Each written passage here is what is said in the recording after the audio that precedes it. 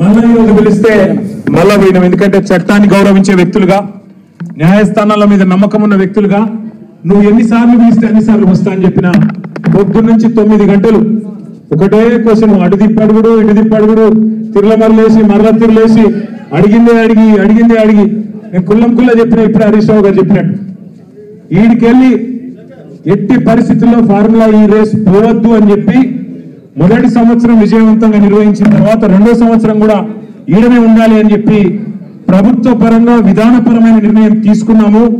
తీసుకొని మరి కొంత డబ్బులు చెల్లించినాం. ₹1 కాదు కదా, 1 పైసా కూడా అవినీతి జరగలేదు. ఈడికెళ్ళి పైసా పోయింది, అక్కడ ఉన్నది, ఇలా అవినీతి ఎక్కడ ఉంది అని అవినీతి నిరోధక శాఖ అధికారులను అడిగినాం. సమాధానం లేదు.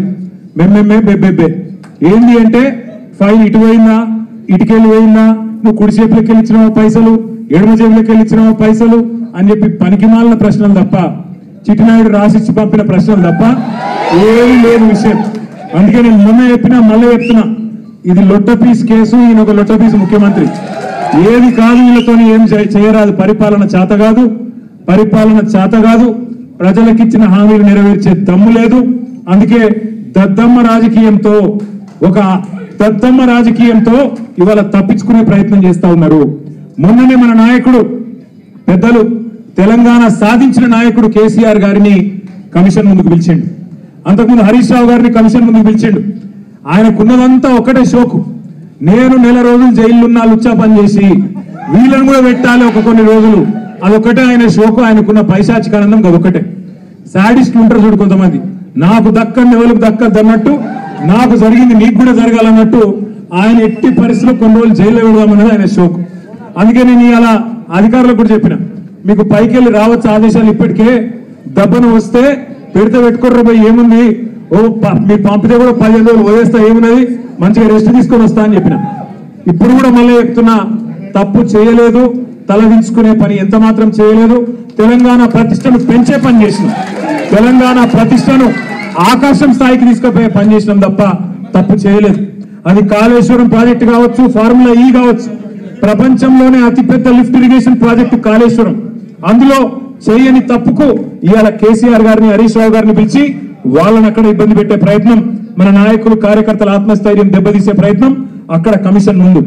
ఇక్కడ ఏసీబీ అని పెట్టి మరి ఇక్కడేదో జరిగిపోయిందని చెప్పి ఏ కరప్షన్ జరగని ఒక కేసులో యాంటీ కరప్షన్ బ్యూరోని ఇన్వాల్వ్ చేసి మా ఆర్ఎస్ ప్రవీణ్ అని చెప్పిండు, నా చరిత్రలో ఇంతకంటే తుపేల్ కేసును ఎప్పుడు చూడలే, 26 ఏళ్ళు ఐపీఎస్ అధికారిగా పనిచేసిన ఇంతకంటే తుపేల్ కేసు నా జీవితంలో చూడలేదని చెప్పి వారు కూడా చెప్పినారు. అంటే ఇట్లాంటి కేసులు పెట్టి ఏదో సాధిస్తాను రేవంత్ రెడ్డి గారు అనుకుంటున్నాడు. నేను రేవంత్ రెడ్డికి చెప్పేది ఒకటే, నా మీద ఇప్పటికే 14 కేసులు పెట్టినావు, ఇంకో 1400 కేసులు పెట్టుకో, అవసరమైతే జైల్లో పెట్టుకో, ఏమన్నా చేసుకో, భయపడేది లేదు. తెలంగాణ కోసం ఆనాడు జైలుకు పోయినాం, ఇవాళ అవసరమైతే తెలంగాణ ప్రతిష్టను పెంచడానికి తీసుకున్న ఒక నిర్ణయం వల్ల మళ్ళీ జైలుకు పోవాల్సి వస్తే కూడా భయపడేటోడు ఎవడు లేడు. మీ ఉడత ఊపులకు ఎట్టి పరిస్థితుల్లో భయపడం. నేను మిమ్మల్ని అందరినీ కోరేది ఒకటే, ఇదేంటంటే డైలీ సీరియల్ లెక్క అయిపోయింది. ఎట్లా అంటే ఒకరోజు పిలుచుడు, కూర్చోబెట్టుడు, 9 గంటల ఆడ కూర్చోబెట్టి ఛాయ్ దాయిపించి ఏం చెప్తాం సార్, ఇక మాకు పైకి వెళ్ళిన ఆదేశాలు ఉన్నాయి, ఏం చేయాలని పాపం వాళ్ళు కూడా ఇక ఏం చేయాలి తెలియక అడిగిందే అడుగుతాను. అందుకే నేను మీకు కూడా రిక్వెస్ట్ చేసేది ఒకటే, మనం అందరం కూడా కాన్సన్ట్రేషన్ చేయాల్సింది, మనందరం కూడా పార్టీగా ఆలోచన చేయాల్సింది, దృష్టి సారించాల్సింది 2-3 పనుల మీద. ఒకటి, ఖచ్చితంగా మరి మనం రాబోయే స్థానిక సంస్థల ఎన్నికల్లో ఒక్కొక్క ఊర్లో బరి గీసి లైన్ గీసి ఒక్కొక్క కాంగ్రెస్ పార్టీ నాయకుని ఫుట్బాల్ ఆడు ఎట్లా కాంగ్రెస్ పార్టీని చిత్తుగా ఓడగొట్టాలి లోకల్ బాడీ ఎలక్షన్ లో, దాని మీద దృష్టి పెడదాం.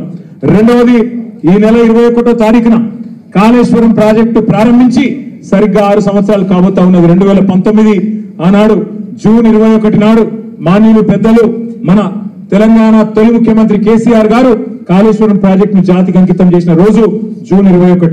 మరి ఆ రోజు కూడా సార్ను అడిగి మనం పార్టీగా ఒక నిర్ణయం తీసుకొని ఏం చేసి మళ్ళీ ఒక్కసారి కాళేశ్వరం గొప్పతనం ప్రజలకు చెప్దాం, ఆలోచన చేయాల్సిన బాధ్యత మన మీద ఉంది. రాష్ట్ర వ్యాప్తంగా కొంత కార్యక్రమం చేయాల్సిన బాధ్యత కూడా మన మీద ఉంది. ఇక మనకు నోటీసులు వచ్చుడు, మనం పోవుడు, ఇవన్నీ కూడా రొటీనే, పాత చింతకాయ పచ్చడి. దీన్ని పట్టించుకోవాల్సిన అవసరం కానీ, దీని గురించి ఆందోళన పడాల్సిన అవసరం కానీ లేదు.